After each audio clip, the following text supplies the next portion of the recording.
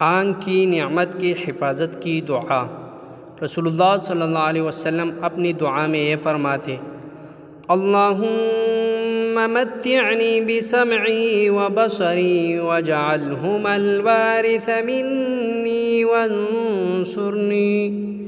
وانصرنی علی من یظلمنی وخذ منہ بثأری۔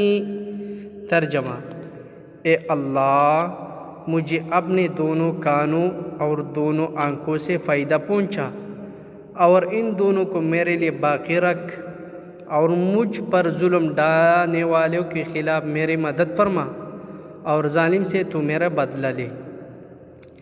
دعا یہ ہے: اللہم متعنی بسمعی وبصری واجعلہما الوارث منی وانصرنی علی من یظلمنی وخذ منہ بثأری۔